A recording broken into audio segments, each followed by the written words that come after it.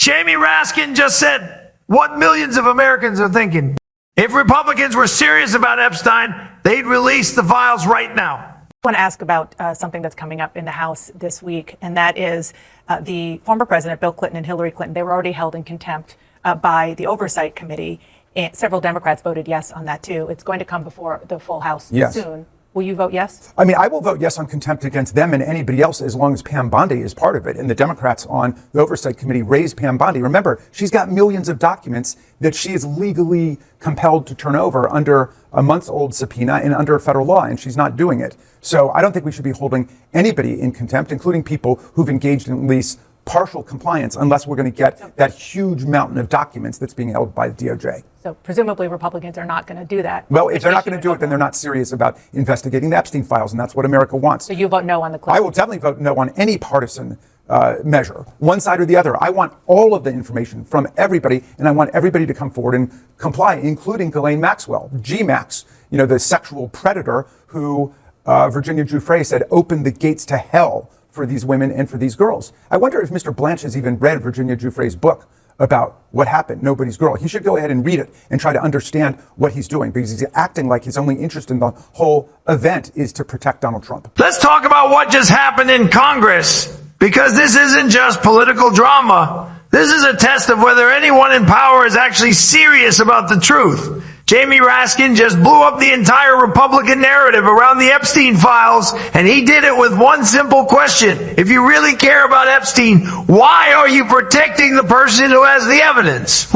Republicans are pushing contempt votes. They want headlines, they want clips, they want to look like they're fighting corruption. But the moment Raskin brings up Pam Bondi, the DOJ official sitting on millions of Epstein-related documents, suddenly the urgency disappears. And that tells you everything you need to know. Let's be very clear about what Raskin is saying here.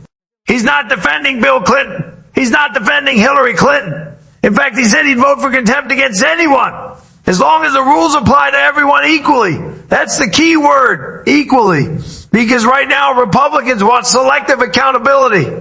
They want to hold hearings, issue subpoenas, and vote on contempt, while completely ignoring the person who is legally required to turn over the Epstein documents and isn't doing it. That's not oversight. That's performance. Pam Bondi has been subpoenaed. She is legally compelled to comply. This isn't optional. This isn't a suggestion. Federal law is very clear on this. And yet, those documents remain locked away. So when Republicans say they're investigating Epstein, what they really mean is they're investigating whoever is politically convenient and shielding everyone else. And that's exactly why Raskin says, if you're not willing to demand those documents, then you're not serious, period. This is where the hypocrisy becomes impossible to ignore.